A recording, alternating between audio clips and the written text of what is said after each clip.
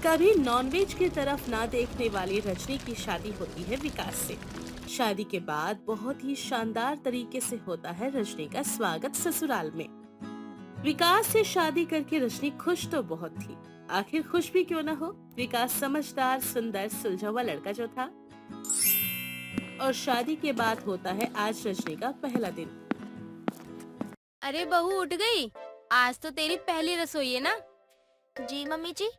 बहू तुझे पता है कि आज क्या बनाना है? क्या बनाना है मम्मी जी? तुझे कुछ नहीं पता? तो फिर तू बिना पूछे खाना बनाने कैसे चली गई?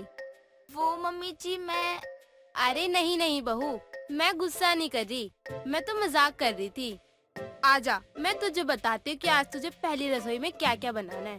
पहला तो तुझे नॉनवेज बनाना है और चावल रोटी जो तेरा मन करे वो बना लियो साथ में। पर मम्मी जी नॉन वेज, वो भी पहली रसोई में। और वो क्या है ना, मुझे बनाना नहीं आता क्योंकि मैं तो वेजिटेरियन हूँ। क्या विकास जी ने इस बारे में आपको बताया नहीं था? अरे हाँ माँ, मैं आपको बताना तो भूल ही गया था। रजनी नॉन वेज को देखती तक नहीं है। और बात रही खाने की, वो तो पूछो ही मत, वो तो नहीं खाएगी। तो क्या हुआ बहू, तू वेजिटेरियन है तो बाहर देख, रिश्तेदारों से ना पूरा घर भरा हुआ है खचाखच। और अगर तू ये सब नहीं बना के देगी ना तो उनकी उम्मीद पे ना पानी फिर जाएगा। और तो और हमारी बेइज्जती भी दुगनी हो जाएगी कि रिश्तेदार के घर पे गए और कुछ खाने को भी नहीं मिला। विकास में क्या करूँ अब? मुझे ना तो बनाना आता है और ना ही खाना। मैंने कभी नहीं बनाया, तुम्हें तो पता है ना। रजनी मैं जानता हूँ तुम्हें ये सब बिल्कुल पसंद नहीं है, लेकिन डार्लिंग सिर्फ आज के लिए आप मैनेज कर लो, क्योंकि हमारे घर रिश्तेदार आ चुके हैं। अगर हम उन्हें नॉन वेज नहीं खिलाएंगे तो वो बुरा मान जाएंगे। कह तो आप सही रहे हो। रजनी को समझाकर विकास भी वहाँ से चला जाता है। रजनी अब दुविधा में फंस गई थी। बाहर सभी लोग उसके हाथ के खाने का इंतजार कर रहे थे। ये देखकर वो खुद से बोलती है, हे भगवान, बाहर सभी मेहमान मेरे हाथ के नॉनवेज का इंतजार कर रहे हैं, पर मैं बनाऊं कैसे? मुझे बनाना ही नहीं आता। आइडिया, मैं YouTube से देखकर बना लेती हूँ। और इस तरह रजनी YouTube से चिकन बनाती है और सभी के आगे परोस देती है। उसके हाथ का बना हुआ चिकन सभी लोग खाते हैं और उसकी बहुत तारीफ करते हैं। उनमें से एक औरत तो उसको आशीर्वाद देते हुए बोलती है, बहू तूने तो सच में बहुत अच्छा खाना बनाया है। ऐसा लजीज खाना खाकर तो मेरी आत्मा तृप्त हो गई। भगवान तुझे एक बेटा और तेरी सास को पोता दे। तेरी खुशियाँ यूं ही बरकरार रखे। भाई वाकई सुनीता, तेरी नई बहू ने तो कमाल कर दिया। आज तक हमारे मोहल्ले में किसी के घर पर इतना स्वाद नॉनवेज नहीं बना था। लगता है तेरी बहू के पास कोई सीक्रेट मसाला है। अरे कैसी बात करती हो बहन, ऐसा कुछ भी नहीं है। लेकिन हाँ, कुछ भी कहो, मेरी बहू के हाथों में ना जादू तो है थोड़ा। इस तरह सभी लोग एक एक करके आशीर्वाद देकर चले जाते हैं। अब जब सुनीता नॉनवेज खाती है तो अपनी बहू की बहुत तारीफ करती है और बोलती है, अरे वाह बहू, तूने तो सच में कमाल ही कर दिया। तेरे हाथों का चिकन खा खा के ना सच में मजा ही आ गया। जितना खाओ उतना कम है। एक काम करना, ऐसे ही तू एक अच्छी सी ना मछली की डिश बना दे। पर मम्मी जी मैं नहीं खाती हूँ, मैं शुद्ध शाकाहारी हूँ और मुझसे नहीं बन पाएगा ये सब। मैंने बोल दिया तो बोल दिया, जो बोला है वही बनेगी। और शाम को ना मेरी बेटी आ रही है, उसे मछली बहुत पसंद है, तो तू वही बनाएगी। आई बात समझ? ना चाहते हुए भी अब रजनी को अपनी सास की बात माननी पड़ती है। वो शाम के खाने की तैयारियां करने लगती है। पीछे से विकास आकर रजनी को पकड़ लेता है और रजनी उसको देखकर बोलती है, विकास, मैंने सुबह से कुछ भी नहीं खाया है। पर क्यों रजनी? वो इसीलिए क्योंकि मैंने चिकन बनाया था और तुम तो जानते हो ना कि मैं वेजिटेरियन हूँ। तो इसमें कौन सी बड़ी बात है, चलो बाहर से खा के आ जाते हैं। नहीं जा सकती। पर क्यों, अब क्या हुआ? आपकी मम्मी ने कहा है कि मेरी बेटी शाम को आ रही है, उसको सिर्फ मच्छी खाना पसंद है, इसीलिए शाम को मच्छी ही बनेगी और मैं नहीं बना सकती। विकास, वैसे बात तो माँ बिल्कुल सही कह रही है। कविता नॉन वेजिटेरियन है। रजनी तुम्हें थोड़ा मैनेज करना होगा। यार विकास, मैं कैसे मैनेज करूँगी? मैं सुबह से भूखी हूँ, मैंने कुछ भी नहीं खाया और ऊपर से शाम को भी यही चीजें बनेंगी। तुम चाहते क्या हो, कि मैं भूखी रहूं? मुझे नहीं पता था कि मेरे ससुराल में रोज रोज नॉनवेज बनता है। ओहो डार्लिंग, तुम कितना गुस्सा करती हो। इस नॉन वेज की रसोई में तुम कुछ अलग बना लो अपना। विकास, मेरे बस की नहीं है हर वक्त गैस के सामने खड़े होकर खाना बनाना। मैं नहीं बना सकती। अब इस बारे में तो तुम्हें माँ जी से बात करनी ही पड़ेगी। दोनों आपस में बात ही कर रहे थे कि तभी उनकी बातें सुनते हुए सुनीता वहाँ पर आती है और अपनी बहू को जवाब देती है। बहू, ये क्या बात हुई? अगर तुम नहीं खाती तो इसका मतलब क्या हमारे लिए भी नहीं बनाओगी? देखो बहू, तुम मेरी बेटी जैसी हो, इसलिए मैं तुम्हें प्यार से समझा रही हूँ। शादी के बाद ना सभी के साथ ऐसा होता है, कुछ दिक्कत परेशानी होती है, लेकिन समय के साथ साथ ना उस चीज की आदत हो जाती है। तो वो चीज तुम्हें भी करनी होगी और वक्त के साथ साथ ना तुम्हें भी कुछ चीजें सीखनी होगी, हम सबके लिए। पर मम्मी जी, परवर कुछ भी नहीं, जो कहा है वही करो। आ गई बात समझ? अरे माँ बस करो, चुप भी हो जाओ। 1 मिनट बेटा, रुक तू। हाँ तो क्या बोल रही थी तू? गैस के सामने खड़ी नहीं रह सकती? तो बेटा कान खोल के सुन ले, तुझे नहीं बनाना ये सब तो मत बना, लेकिन हाँ मेरे बेटे को मेरे खिलाफ भड़काने की कोई जरूरत नहीं है तुझे, समझी तू? और रही बात मछली बनाने की, तो वो मैं बना लूंगी, क्योंकि तेरे शादी होने से पहले ना ये सारा रसोई का काम मैं ही संभालती थी। तो कोई नहीं, अब भी संभाल लूंगी। विकास बेटा, एक काम कर, बहू को ना तू बाहर से खिला के कुछ ले आ, सुबह से भूखी है। जी माँ ठीक है। रजनी चलो। क्या यार, वैसे तो मम्मी जी ने मुझे 4 बातें सुना दी, लेकिन फिर उन्हें इस बात की फिक्र है कि मैंने कुछ नहीं खाया है। रजनी, माँ ऐसी ही है, तुम्हें लगेगा कि वो तुम्हें गुस्से से बात कर रही है, पर नहीं, ऐसा कुछ नहीं है, वो बहुत अच्छी है। दोनों बाहर खाना खाने के लिए चले जाते हैं। शाम को जब घर आते हैं तो रजनी देखती है कि खाने की टेबल पर मछली के साथ साथ वेजिटेरियन खाना भी रखा है। ये देखकर रजनी के चेहरे पर मुस्कान आती है और वो अपनी सास से बोलती है, मम्मी जी, ये वेजिटेरियन खाना आपने बनाया है? हाँ तो कुछ नहीं मम्मी जी, बस आपको देखकर आपके ऊपर बहुत ज्यादा प्यार आ रहा है। हाँ तो तुम्हें क्या लगा मैं तुम्हारी तरह नखरे करूँगी क्या, वो भी खाने में? बहू, जब मैं इस घर में नई नई आई थी ना, तो मेरा स्वभाव भी ना तुम्हारे जैसा था, लेकिन देखो समय के साथ साथ हर चीज बदल गई मेरे साथ, और शायद तुम्हारे साथ भी ऐसा ही हो। सभी आपस में बात ही कर रहे थे कि तभी वहाँ पर कविता आ जाती है और अपनी वेज भाभी को जवाब देते हुए बोलती है, मेरी माँ पर तो सबको प्यार आ ही जाता है, अब मेरी माँ है ही इतनी प्यारी, क्यों माँ? अरे कविता बेटा, आ गई तू? आजा बेटा, अंदर आजा। देख बेटा, मैंने तेरे लिए ना मछली बनाई है, वो भी तेरी मनपसंद वाली। हाँ माँ, दिख गया है। वैसे भाभी, इट्स नॉट फेयर। हाँ, पर नन्हे जी क्या हुआ? मैंने ऐसा भी क्या कर दिया? आप बाहर चली गई माँ को अकेले छोड़कर, और उन्हें सारा खाना बनाना पड़ा।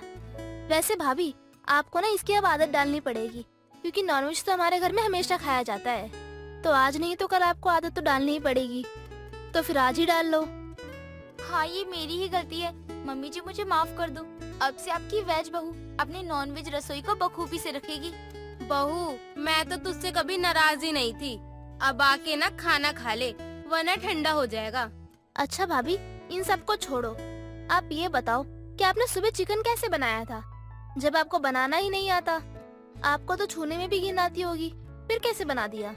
नन्नत जी, मैंने YouTube से देखकर बनाया था, और चिकन ऑलरेडी धुला था तो मैंने बना लिया। देखा मेरी बीवी कितनी स्मार्ट है, उसे किसी भी मुसीबत में दिमाग से काम लेना आता है। खाना खाओगे या ऐसे ही बातें करते रहोगे? अरे आजकल के बच्चे ना क्या ही बताएं, बस बातें करने को मिल जाए इनको, पूरा खाना ठंडा हो चुका है। उप्स, सॉरी। सभी लोग खाना खाकर अपने कमरे में चले जाते हैं और कमरे में जाकर रजनी गहरी सोच में बैठी हुई थी। ये देखकर विकास बोलता है, रजनी क्या हुआ, अब तुम क्या सोच रही हो? विकास जी, मम्मी जी कितनी अच्छी है ना, वो जानती है कि मैं वेज हूँ और मुझे कुछ बनाना नहीं आता, और इसीलिए उन्होंने मुझे तुम्हारे साथ बाहर भेज दिया और उन्होंने खुद रसोई में खाना बना लिया। रजनी, मेरी माँ तो ऐसी ही है, तुम्हें मैंने बताया तो था। विकास जी, अब मैं मम्मी जी को रसोई में नहीं जाने दूंगी, अब इस वेज बहू की नॉनवेज रसोई को मैं खुद हैंडल करूंगी। लेकिन तुम ये सब करोगी कैसे, तुम्हें तो आता ही नहीं नॉनवेज बनाना। अगर मेरे ससुराल वालों को रोज रोज नॉनवेज खाने की आदत है तो मैं सब कर सकती हूँ। ये भी ठीक है, आखिर तुम्हें एक न एक दिन ये सब करना ही होगा। इतना बोलकर अब रजनी सो जाती है और अगली सुबह जब रजनी उठती है तो वो देखती है कि उसकी सास मटन धो रही थी ये देखकर रजनी बोलती है। मम्मी जी, ये आप क्या कर रही हैं? अरे आप क्यों मटन बना रही हो? क्योंकि तू वेजिटेरियन है ना, और तुझे ये सब आता भी नहीं बनाने, बस इसलिए। मम्मी जी मैं हूँ ना, मैं बना लूंगी, आप हटिए। अब से आप किचन में नहीं आओगी। अरे बहू, ये एक रात में ही तुझे क्या हो गया? अभी कल तक तो तू साफ इनकार करती थी। चाहे मुझे जो भी हुआ हो, लेकिन अब सारा खाना मैं ही बनाऊंगी। रजनी के बार बार बोलने पर सुनीता हट जाती है और रजनी मटन धोने लगती है। मटन को हाथ लगाकर रजनी को बहुत घिन आती है और उसको वॉमिट होने लगती है। उल्टे होने के साथ ही वो बेहोश भी हो जाती है।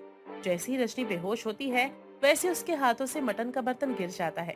किचन से ऐसा शोर सुनकर सभी लोग किचन में आते हैं, जहां वो देखते हैं कि रजनी बेहोश होकर नीचे गिरी हुई है। ये देखकर विकास उसको तुरंत उठाकर रूम में ले जाता है और उसके चेहरे पर पानी की छींटे मारता है। कुछ देर बाद रजनी को होश आ जाता है। उसको होश में देखकर सुनीता बोलती है। मैंने तुझे कहा था ना कि तू ये सब मत बनाया कर मटन वटन, मैं खुद बना लिया करूंगी बेटा। लेकिन तू है कि मेरी कुछ सुनती कहाँ है। अगर अभी कुछ हो जाता तो बेटा। मम्मी जी मुझे कुछ नहीं होगा, और मैं आपकी मदद करना चाहती थी। आपने ये तो कहा था ना कि पहले आप भी ऐसे ही थी, लेकिन वक्त ने आपको भी ये सब करना सिखा दिया, तो फिर मैं क्यों नहीं? भाभी, जब आप वेजिटेरियन हैं, तो आपको नॉनवेज छूने की क्या जरूरत थी? भाभी, आपकी रसोई आपसे कोई नहीं छीनेगा। आप पहले कंफर्टेबल हो जाओ, फिर अपनी वेज रसोई में नॉनवेज बनाना। पर मुझे सीखना है, मैं कब तक मम्मी जी को यूँ इस तरह खाना बनाने दूंगी?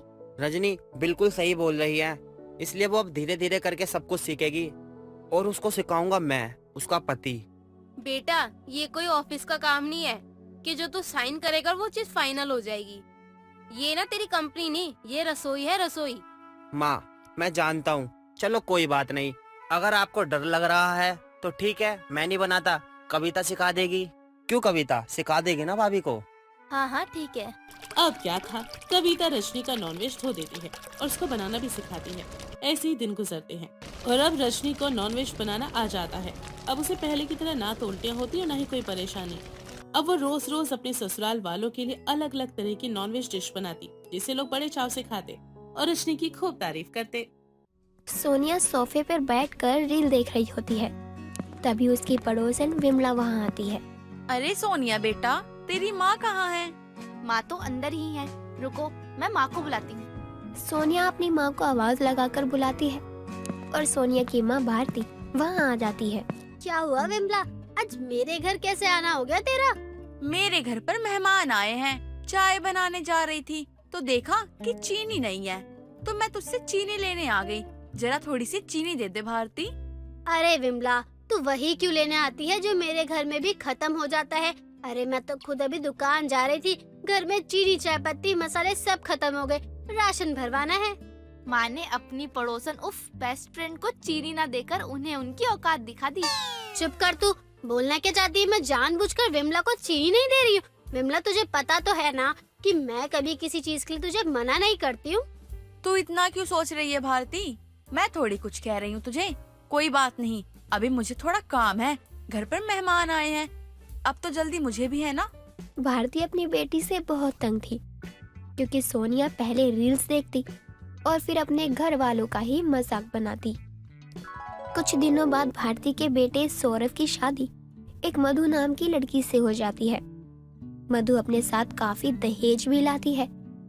भारती अपनी बहू को समझाते हुए कहती है, बहू देख, तुझे किसी भी चीज की कोई भी जरूरत हो तो मुझे या सोनिया को बता दियो, घबराना बिल्कुल भी नहीं। और अब ये तेरा ही घर है। जी माँ जी। अच्छा माँ जी, वो जो दहेज में सामान आया था वो मेरे कमरे में रखवा दिया है ना? कमरे में क्यों? वो तो सबके इस्तेमाल के लिए ही है ना।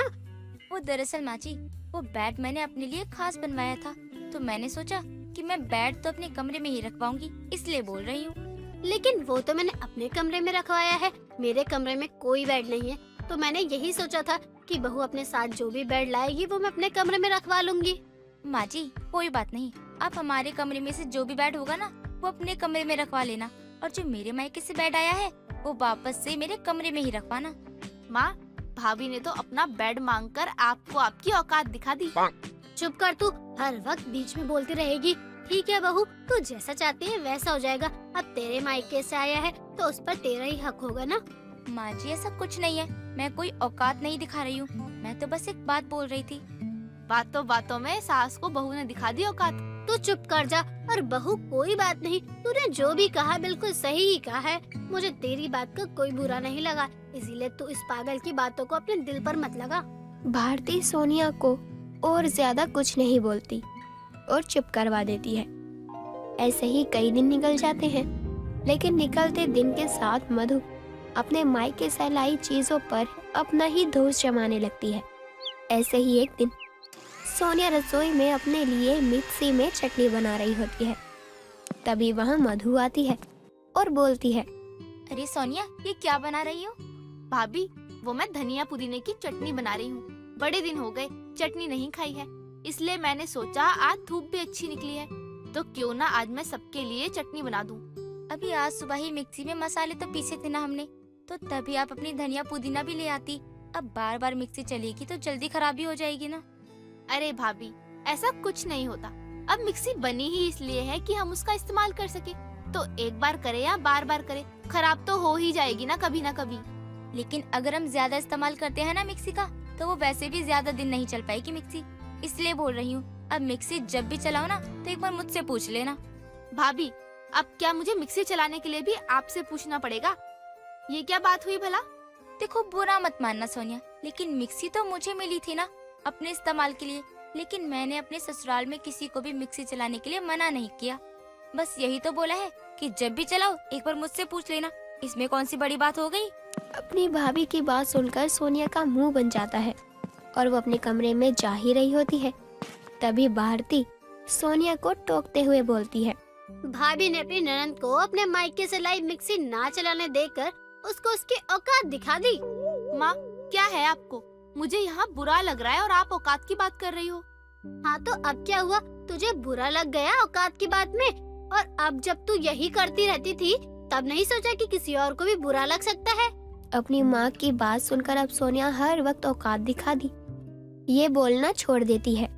लेकिन माँ बेटी दोनों को ही नहीं पता था मधु के बारे में। मधु अपनी हर चीज पर अपनी धौंस जमाती रहती।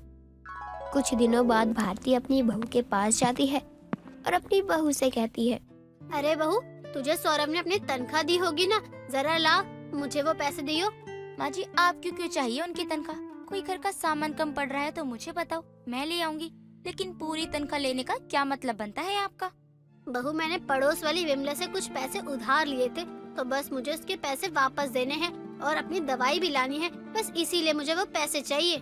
माँ जी देखो, जब उधार आपने लिया है तो पैसे सौरभ की तनख्वाह से क्यों जाए? आपको उधार लेने से पहले सोचना चाहिए था ना।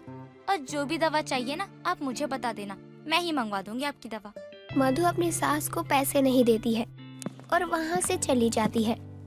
ये सब सोनिया देखती है और अपनी माँ के पास जाकर सोनिया कहती है, माँ, बुरा मत मानना, लेकिन आपकी बहू तो अब हर बात में ही औकात दिखा रही है। अब क्या हम भैया के पैसे भी नहीं ले सकते? उसके लिए भी हमें भाभी से ही मांगने पड़ेंगे। मुझे तो पता भी नहीं था कि मेरी बहू औकात दिखाने वाली निकलेगी। जब से आई है बस सबको उनकी औकात दिखा रही है ये। भारती और सोनिया दोनों ही मधु के इस बर्ताव से चौंक रही थी। ऐसे ही कुछ दिनों बाद मधु और सौरभ दोनों अपने कमरे में होते हैं और वहाँ भारती और सोनिया दोनों बिना दरवाजा खटखटाए ही अंदर आ जाते हैं।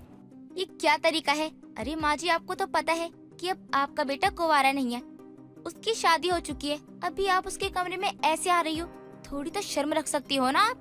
बहू, हमें माफ कर दे, वो आदत ही ऐसी हो गई है, याद ही नहीं रहता, लेकिन अगली बार से हम ध्यान रखेंगे। मधु, तुम गुस्सा क्यों कर रही हो? अरे कमरे में ही तो आए हैं और ऐसा तो है नहीं कि हम कुछ कर रहे थे। अरे तुम भी ना तमीज से बात करो, माँ है वो मेरी और तुम्हारी सास है, बड़ी है तुमसे। माँ, भैया ने तो अपनी बीवी के आगे माँ की साइड लेकर उन्हें उनकी औकात दिखा दी। मधु में काफी घमंड आ गया था। अब ऐसे ही कई दिन निकल रहे थे, लेकिन मधु के बर्ताव में बिल्कुल भी बदलाव नहीं आ रहा था। इसलिए अब घर वाले भी मधु के साथ बिल्कुल वैसा ही करने लगे जैसा मधु अब तक उनके साथ कर रही थी। कुछ दिनों बाद मधु की तबीयत खराब होती है तो वो अपनी सास के पास जाती है और बोलती है, माँ जी, आज मेरी तबीयत कुछ ठीक नहीं लग रही है, तो आज आप और सोनिया घर के काम कर लेना। बहू, ये क्या बोल रही है? घर के काम बहू ही तो करती है। अच्छा मैं जा रही हूँ, तो कर लियो काम। माँ जी लेकिन मेरी तबीयत खराब है, मैं कैसे काम करूँगी? ये भी तो देखो ना। बहू तो जब अपने मायके के सामान में अपने पति पर अपनी धौंस जमाती है तब क्यों नहीं देखती? अब तो इस घर की बहू है तो बहू वाली हरकतें करना। अब संभाल तू अकेले ही घर। लेकिन माँ जी, अब तक बहू औकात दिखा रही थी सास को, अब सास ने दिखा दी। मधु के साथ अब ऐसे ही होने लगता है। मधु को काफी बुरा भी लगता है, लेकिन वो कुछ नहीं बोल रही थी। और ऐसा बार बार होता देख मधु सुधर भी जाती है और फिर किसी को उसकी औकात नहीं दिखाती।